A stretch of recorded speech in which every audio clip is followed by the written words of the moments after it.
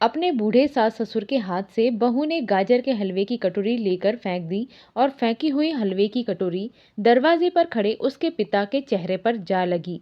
ये देखकर उसके पिता ने अपनी बेटी को ऐसी सीख दी कि उसे पसीना ही आ गया। सुबह के 10 बज चुके थे और मालती जी अभी भी सो रही थीं, क्योंकि उनकी तबीयत थोड़ी खराब थी और बहू सुबह सुबह सहेलियों के साथ पार्टी करने गई थीं।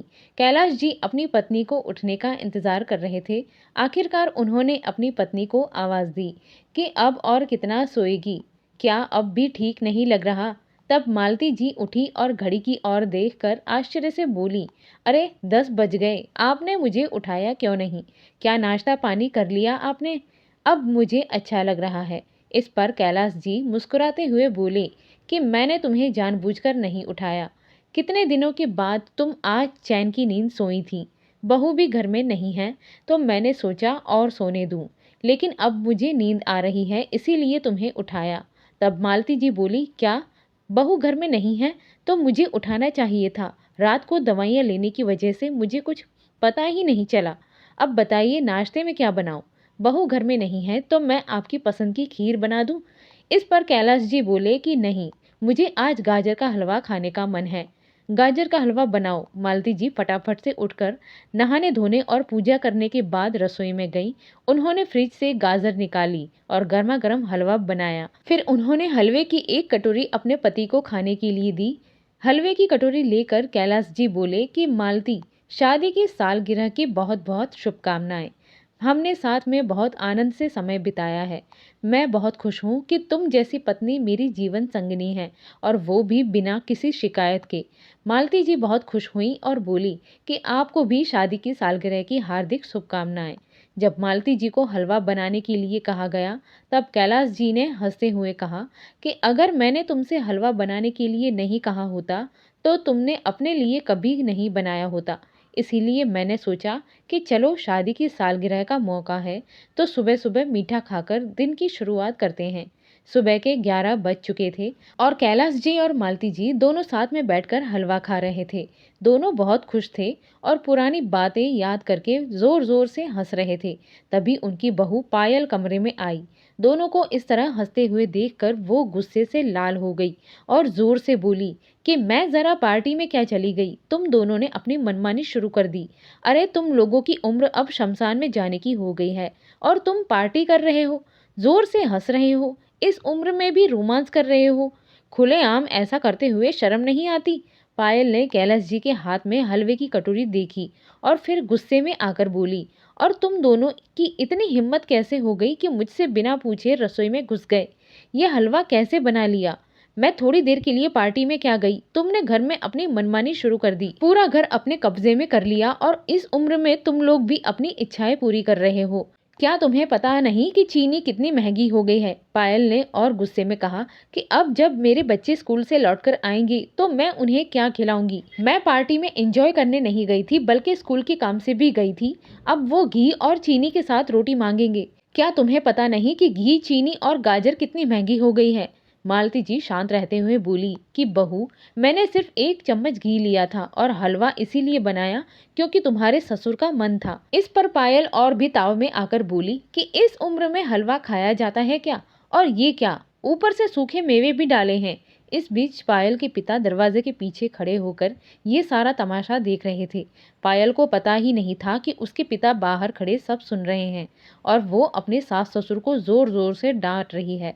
तब कैलाश जी बोले कि बहू, इतनी क्यों चिल्ला रही हो? हमने तो सिर्फ एक गाजर का हलवा बनाया है। और क्या ये तुम्हारी कमाई का बनाया है? मेरा बेटा कमाता है, उसी की कमाई से ये हलवा बना है। तुम भी उसी की तो कमाई से पार्टी करती हो। शायद तुम भूल रही हो कि इस घर पर तुम्हारे आने से पहले हमारा हक था। हम भी अपनी मर्जी से कुछ भी खा पी सकते हैं। तुम्हें इस तरह बोलने का कोई हक नहीं है। अपने ससुर की बात सुनकर पायल और भी गुस्से से लाल हो गई और बोली कि ससुर जी, अब ये घर आपका नहीं है, ये मेरे पति का है और उनके बाद ये मेरा है। अगर इस घर में रहना है तो मेरे हिसाब से रहना होगा, नहीं तो आपके लिए दरवाज़ा खुला है। आप अपना सामान बांधिए और घर से बाहर निकल जाइए। ये कहते हुए पायल ने कैलाश जी के हाथ से हलवे की कटोरी छीन ली और दूर फेंक दी। गरम गरम हलवे के टुकड़े दरवाजे पर खड़े उसके पिता के चेहरे पर जा गिरे। फिर पायल जोर से चिल्लाकर बोली कि घर में और 2 बेटे भी हैं, लेकिन मैं बड़ी बहू हूँ। इसका मतलब ये नहीं कि मैं बस सेवा करती रहूँ। बहुओं का कोई कर्तव्य नहीं है क्या? छोटे बेटे तो विदेश में जाकर नौकरी कर रहे हैं और मैं यहाँ सब कुछ संभाल रही हूँ। मैंने तुम्हारा ठेका नहीं लिया है। कैलाश जी ने शांतिपूर्वक कहा। तो इतना क्यों भड़क रही हो? सिर्फ एक गाजर का हलवा बनाया है। पायल और भी गुस्से में बोली। तो मुझे पूछे बिना क्यों बनाया? अगर बनाना ही था तो मेरा इंतजार कर लेते, तुमसे रहा नहीं गया। सुन लो, अब से मेरी रसोई में बिना पूछे कदम रखा तो तुम्हारे लिए अच्छा नहीं होगा। इस घर की मैं मालकिन हूँ और तुम्हारा बेटा मेरा पति है। पति की हर चीज पर पत्नी का हक होता है, न कि तुम जैसे बूढ़ों का। तुम्हें वही करना होगा जो मैं कहूंगी। इतना कहकर पायल अपने कमरे में चली गई। मालती जी और कैलाश जी चुपचाप बैठे सोच रहे थे। कैलाश जी के 3 बेटे थे। उनकी आर्थिक स्थिति पहले से ही कमजोर थी। उन्होंने अपने तीनों बेटों की पढ़ाई और मेडिकल की फीस भरने के लिए अपना सब कुछ दांव पर लगा दिया था। 2 छोटे बेटे अपनी पत्नियों के साथ विदेश चले गए और वहां नौकरी करने लगे। बड़ा बेटा सतीश अपने माता पिता से बहुत प्यार करता था, लेकिन उसकी पत्नी पायल को उनसे हमेशा शिकायत रहती थी। हर वक्त गुस्सा करती थी और सास ससुर को बहुत ताने देती थी। आज कैलाश जी सचमुच रो रहे थे और खुद को कोस रहे थे कि उन्होंने अपने बुढ़ापे के लिए कुछ क्यों नहीं बचाया। उन्होंने अपने दोनों बेटों की मेडिकल की पढ़ाई के लिए अपना घर तक बेच दिया था और आज हालत ये हो गई थी कि उन्हें अपने ही घर में बहू के ताने सुनने पड़ रहे थे। मालती जी और कैलाश जी यही सोच रहे थे। तभी पायल फिर अपने कमरे से बाहर आई और गुस्से में बोली कि अब यहाँ बैठकर बातें मत करो। ये जो हलवा फर्श पर गिरा पड़ा है, इससे सारा फर्श गंदा हो गया है। जल्दी से इसे साफ करो। उसके बोल सुनकर मालती जी और कैलाश जी दोनों की आंखों में आंसू भर आए। मालती जी आंसू रोकते हुए फर्श साफ करने लगी। उन्होंने पूरे फर्श को पोंछा लगाया और फिर अपने कमरे में जाकर फूट फूट कर रोने लगी। उधर पायल के पिता जो ये सब दरवाजे के पीछे खड़े खड़े देख रहे थे, ये सब देखकर शर्म से उनकी नजरें झुक गई। वो पायल से मिले बिना ही अपने घर वापस लौट गए। जब वे घर पर पहुंचे तो हॉल में सोफे पर जाकर बैठ गए। उसी समय उनकी बड़ी बहू वहां आई और बोली कि पिताजी हाथ पैर धो लीजिए। बड़ी बहू ने खाना परोसा और कहा कि पिताजी खाना गर्म है, खा लीजिए। फिर वो वहां से चली गई। कुछ देर बाद दोनों बहुएं उनके पास पानी लेकर आईं तो उन्होंने देखा कि खाना जैसा का तैसा रखा हुआ है। दोनों ने जब प्रकाश जी की ओर देखा तो वे खोए हुए गहरे विचारों में डूबे हुए थे। उनके मुंह से कोई आवाज नहीं निकल रही थी। तब दोनों बहुएं पूछने लगी कि क्या हुआ पिताजी, आप तो पायल से मिलने गए थे, क्या वहाँ कुछ हुआ है? आपने खाना क्यों नहीं खाया? खाना ठंडा हो गया है पिताजी, गर्म करके लाएं। तब प्रकाश जी को अपनी बहुओं पर गर्व महसूस हुआ। उन्होंने कहा कि नहीं बेटा, ऐसी कोई बात नहीं। आज मैं पायल से मिलने गया था, लेकिन वहाँ जो देखा उससे दिल टूट गया। जानवरों के साथ भी कोई इतना बुरा व्यवहार नहीं करता जितना वो अपने सास ससुर के साथ कर रही थी।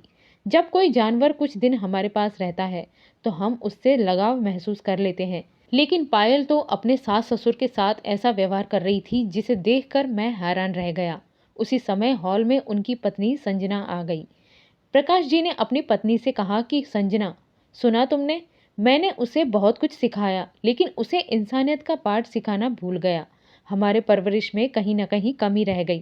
प्रकाश जी ने आगे कहा कि संजना, हर पिता की तरह मुझे भी अपनी बेटी पर गर्व था।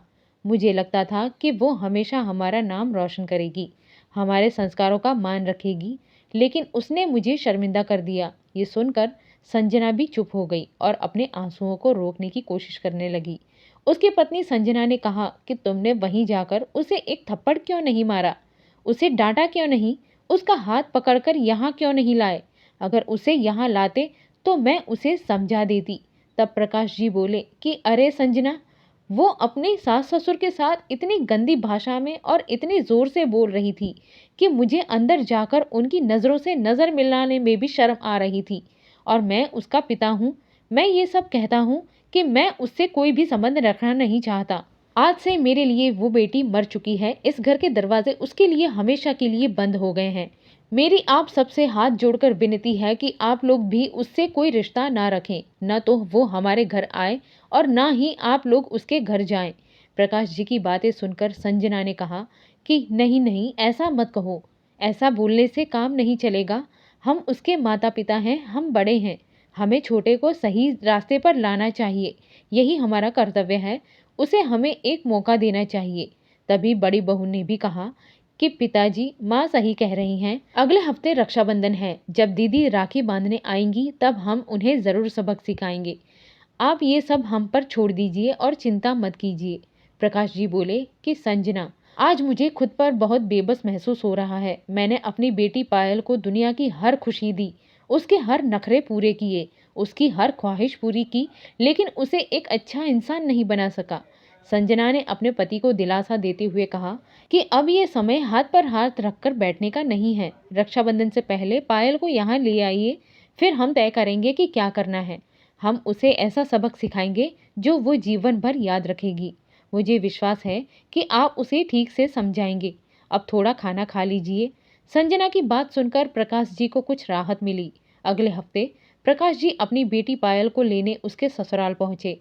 उन्होंने कैलाश जी और मालती जी को हाथ जोड़कर प्रणाम किया और उनकी तबीयत का हालचाल पूछा। फिर उन्होंने पायल को रक्षाबंधन के लिए मायके ले जाने की अनुमति मांगी और कहा कि अगर आपकी अनुमति हो तो मैं पायल को ले जाना चाहता हूँ। ये साल में एक बार आने वाला त्योहार है जो बेटियों के बिना अधूरा लगता है। पायल वहीं आकर गुस्से में बोली, पापा, घर जाने के लिए किस बात की अनुमति? आप उनसे क्यों पूछ रहे हैं? ये सुनकर प्रकाश जी को बहुत गुस्सा आया और उन्होंने कहा कि अगर मैं उनसे अनुमति नहीं मांगता तो फिर किससे मांगता? जमाई जी तो घर पर नहीं है, और अगर वो होते भी तो भी मैं पहले तुम्हारे सास ससुर से ही अनुमति लेता। उनकी अनुमति के बिना तुम्हें मैं यहाँ से ले जाता ही नहीं। ये सुनकर पायल चुप हो गई। कैलाश जी और मालती जी ने भी कोई विरोध नहीं किया। पायल अपने मायके पहुंची तो अपनी दोनों भाभियों से गले मिलकर बहुत खुश हुई। घर आकर उसने सबको देखा, लेकिन अपनी माँ को वहाँ नहीं पाया। उसने अपने पिता से पूछा कि पापा, माँ कहाँ है? मुझे माँ नहीं दिख रही। तब प्रकाश जी ने कहा कि वो ऊपर अपने कमरे में होंगी। पायल को अपनी माँ से बहुत प्यार था, लेकिन आज वो उसे नजर नहीं आई। पायल अपनी माँ को लेकर बहुत परेशान हो गई थी। वो परेशान थी कि उसकी माँ को स्टोर रूम में क्यों रखा गया था। तभी उसे किसी कमरे से खांसने की आवाज सुनाई दी। वो आवाज की ओर बढ़ी और देखा कि वो एक अंधेरा कमरा था जिसमें पुरानी और इस्तेमाल ना होने वाली चीजें रखी जाती थी। वहीं उसकी माँ बैठी हुई थी। पायल ने तुरंत अपनी भाभियों से पूछा कि भाभी, ये क्या हो रहा है? मेरी माँ को स्टोर रूम में क्यों बंद किया है? इस पर उसकी दोनों भाभियां बोली कि इस बुढ़िया की जीभ का स्वाद बढ़ गया है। दिन भर कुछ न कुछ खाती रहती है और फिर पेट खराब कर लेती है, उल्टी करती रहती है, जिससे पूरे घर में बदबू फैल जाती है। इसीलिए इसे इस कमरे में बंद कर दिया है। यहाँ ये जितनी चाहे उल्टी करे, हमें कोई फर्क नहीं पड़ता।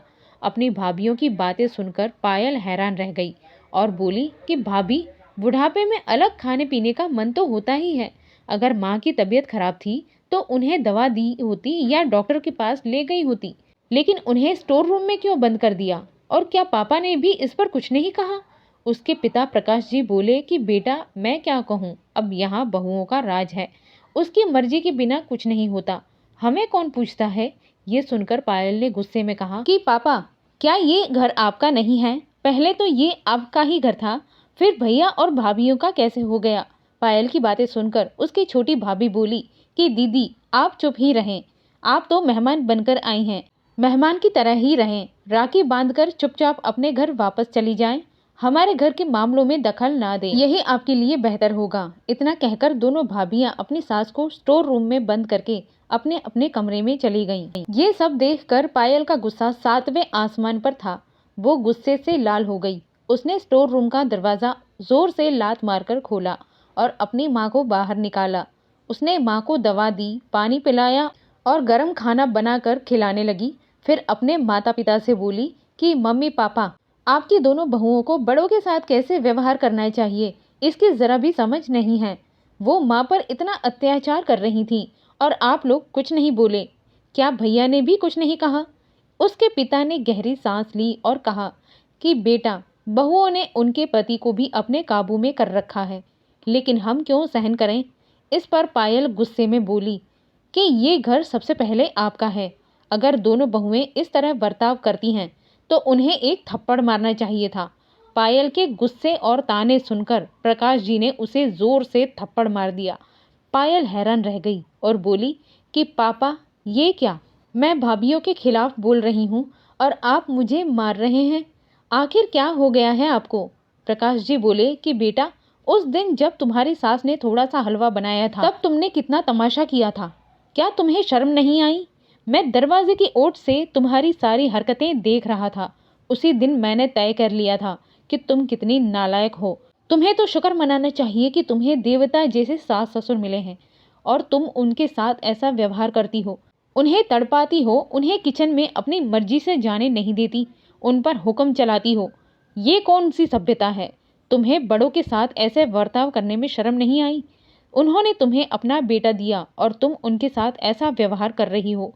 सोचो, अगर तुम्हारे पति को पता चल गया कि तुम उनके माता पिता के साथ ऐसा बर्ताव करती हो तो क्या वो तुम्हें माफ़ करेंगे। नहीं, बल्कि वो तुम्हें हमेशा के लिए छोड़ देंगे। ये सुनकर पायल रोने लगी और बोली, तो क्या करूं पापा, मैं घर की बड़ी बहू हूँ, इसका मतलब ये नहीं कि मैं पूरी जिंदगी बूढ़े सास ससुर की सेवा करती रहूं। उनके 2 और बेटे और बहुएं भी हैं, उनकी क्या कोई जिम्मेदारी नहीं है। जो कुछ सास ससुर ने मुझे दिया है वही उन लोगों को भी दिया है। पायल ने अपनी गलती स्वीकार की और अपने माता पिता से माफ़ी मांगी। वो बोली कि पापा, मुझसे बहुत बड़ी गलती हो गई है, मुझे माफ़ कर दीजिए। अब से मैं अपने सास ससुर के साथ अच्छे से पेश आऊँगी।